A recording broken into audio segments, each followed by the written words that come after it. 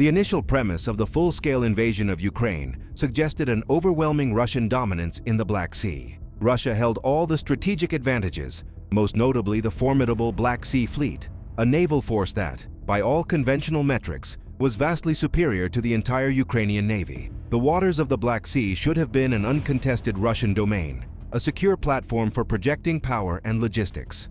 Instead, in a staggering reversal of fortune that has become a defining characteristic of this conflict, President Vladimir Putin and his naval forces have been subjected to nearly 4 years of continuous, water-bound humiliation at the hands of a nation with virtually no traditional navy. This pattern of strategic embarrassment has just been dramatically reinforced by a new, audacious strike. Russia had operated under the flawed assumption that relocating its most valuable and powerful warships to ports well outside Ukraine's recognized territorial waters would provide an impenetrable shield. This strategic retreat, intended to secure the fleet, has been proven catastrophically insufficient. On November 25th, reports began to emerge, notably from United 24 Media, detailing early claims of a successful Ukrainian drone incursion into the heavily fortified port of Novorossiysk, resulting in a direct and damaging hit on a major Russian warship. This single, precise attack was part of a broader, coordinated series of strikes that simultaneously targeted critical military and logistics infrastructure within the city, located in the Krasnodar Krai region. Novorossiysk is not merely a port.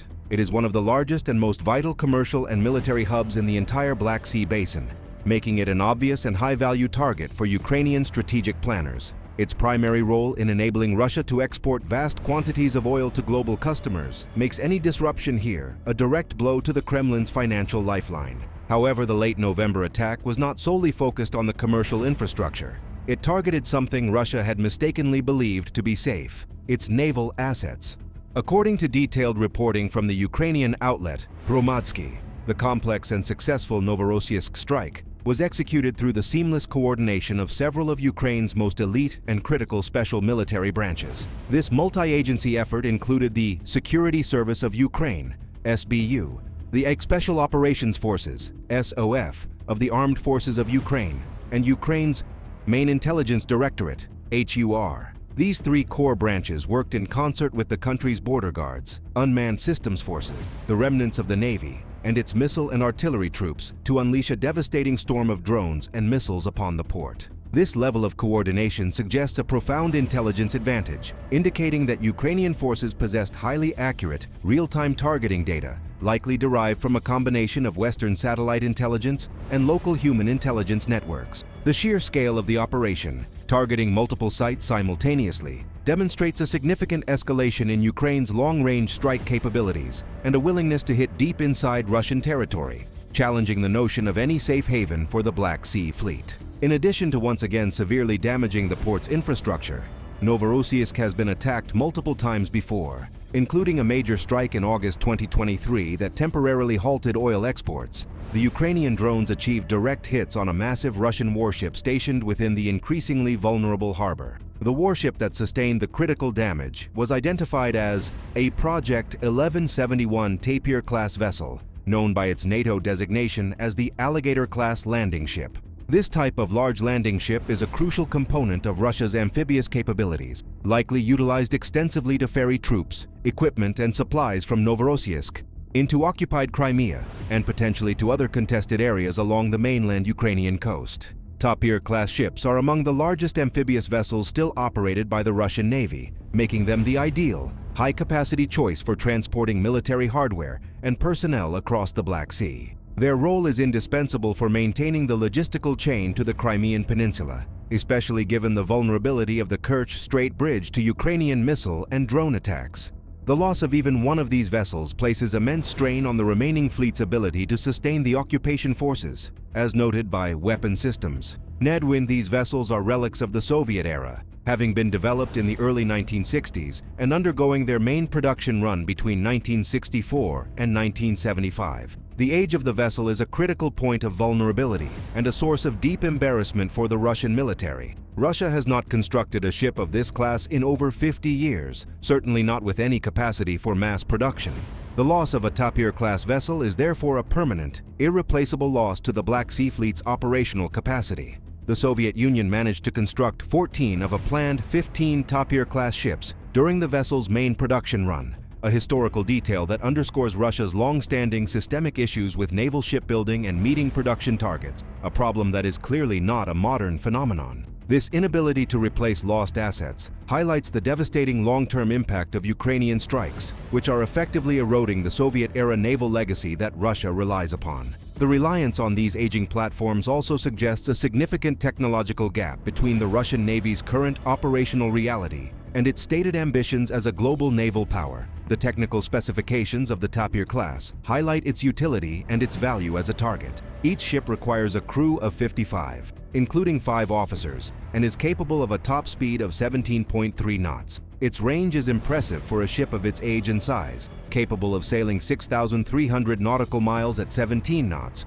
or an even more substantial 9,150 nautical miles if it maintains a more economical speed of 9 knots. The cargo capacity varies slightly between the 2 main production batches. Both versions can carry up to 1,000 tons of cargo. The first batch of 6 vessels could transport 313 assault troops, along with a combination of 20 main battle tanks, 47 BTR armored personnel carriers, or 52 trucks.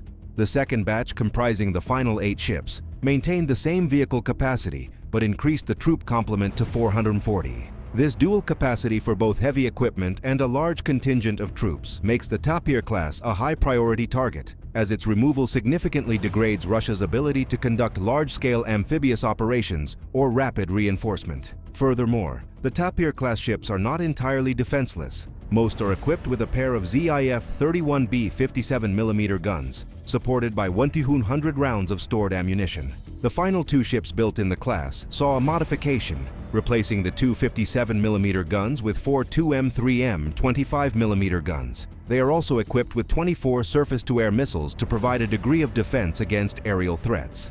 The last 8 ships built were also loaded with a BM-21 Grad-M multiple rocket launcher system, along with 160 rockets. While outdated, the Tapir-class remains a useful landing ship capable of self-defense, making its successful targeting a significant operational victory for Ukraine, demonstrating the ability of its unmanned systems to overcome even dedicated, if aging, naval defenses. The successful penetration of the Novorossiysk defenses to hit this vessel underscores the vulnerability of all Russian naval assets, regardless of their location. The initial reports of the strike were unconfirmed, a common caveat in the fog of war. However, this changed dramatically on November 26th, when United 24 Media published a crucial follow-up report. This report presented compelling satellite imagery from the Novorossiysk port, which provided undeniable visual evidence that the Tapir-class vessel, rumored to have been struck by a Ukrainian drone, was indeed in a state of severe distress. The evidence was brought to light by the open-source intelligence OSINT researcher, Tom Bike, who shared his findings on the social media platform X. Alongside the satellite photograph, Bike confirmed that the Russian ship had been spotted near the naval base breakwaters, specifically being towed by 2 tugs from dock where she was to another protected place inside breakwaters for repairs. While the act of towing a ship is routine in port operations, the use of a pair of tugboats instead of the customary single vessel is a significant indicator of a serious problem for the Russian ship. Sign, United 24.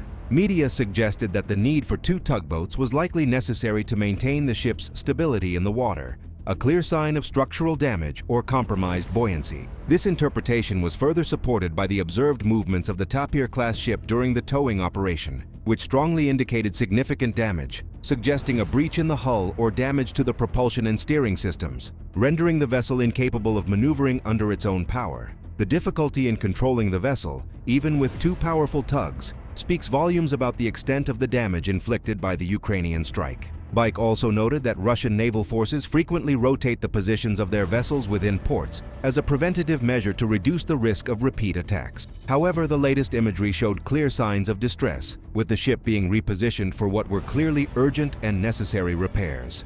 The exact name of the damaged ship remains unconfirmed by Russia. The Black Sea Fleet is known to have 2 Tapir-class vessels remaining, the Zorsk and the Kakirtiev, Nikolai Filchenkov. The scuttled ship is almost certainly one of these 2, though Russia has maintained its policy of silence regarding the loss of its warships to Ukrainian drones. This silence, however, is a tacit admission of the damage, as any undamaged vessel would be proudly displayed to counter Ukrainian claims. The fact that the vessel was moved to a protected area further suggests the Russian command fears a follow-up strike to finish the job, indicating a profound lack of confidence in the port's air defense capabilities. Russia's official response to the devastating Ukrainian drone assault on Novorossiysk was, to put it mildly, bizarre and self-destructive. On November 25th, Business Insider reported on the Russian counter-response, TWAS. Initially, the response was standard, the firing of surface-to-air missiles, SAMs. SAMs are indeed one of the most effective tools for intercepting incoming drones and cruise missiles. However, the critical failure lay in the targeting. The SAMs were not fired at the incoming Ukrainian projectiles. They were fired at residential buildings. Within Novorossiysk itself, Russia, in a moment of chaotic and incompetent defense, effectively punched itself in the face. The outlet quoted an anonymous Ukrainian source and linked to a short video shared by the OSINT Technical X account, which provided visual confirmation of this catastrophic failure. The footage showed a SAM being launched high into the air before arcing back down and impacting the ground with considerable force, landing just a few dozen feet from the person recording. The OSINT Technical account's wry commentary perfectly summarized the incident. Seen here, a Russian surface-to-air missile intercepts a Russian apartment building.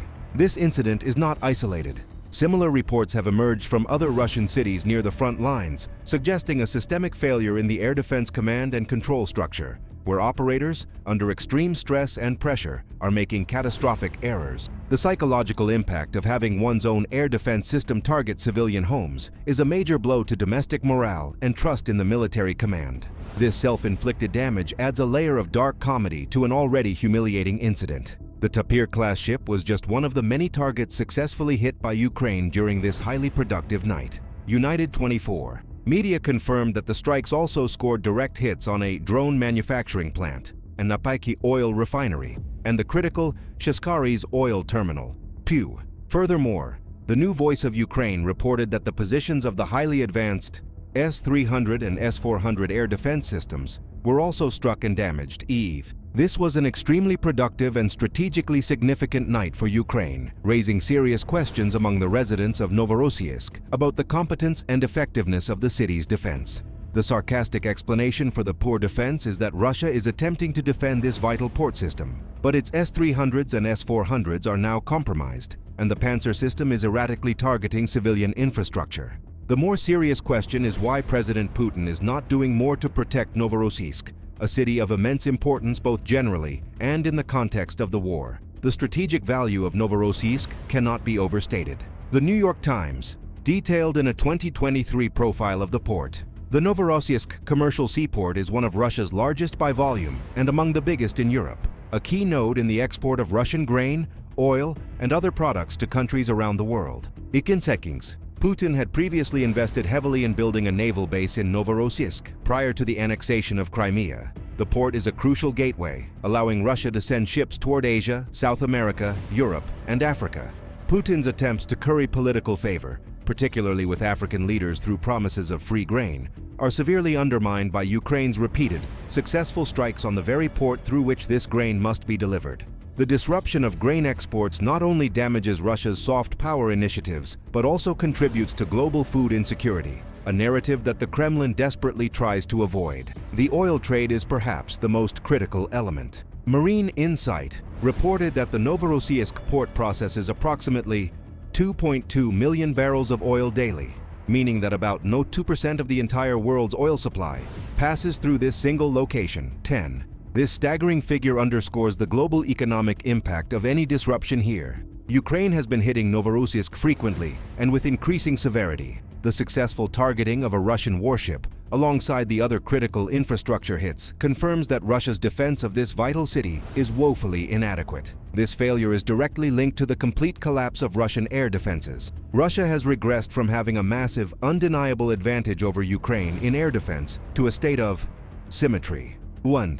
This air defense issue adds another layer of profound humiliation to an incident that has already left Russia's navy deeply embarrassed. The fact that a city responsible for 2% of the world's oil supply is so poorly defended suggests a critical misallocation of Russia's limited air defense assets, which are increasingly being pulled to the front lines to protect ground troops. The poor defense of such a critical economic node is a direct consequence of the strategic overextension of Russian military resources. The loss of the Tapir-class landing vessel is merely the latest addition to a long and growing list of dozens of ships that Russia has lost in a conflict against a country that, ironically, has virtually no navy of its own. This was an outcome that seemed impossible when the invasion began, and the once dreaded Black Sea Fleet was touted as a decisive factor in the war. That decisive factor is now functionally defeated.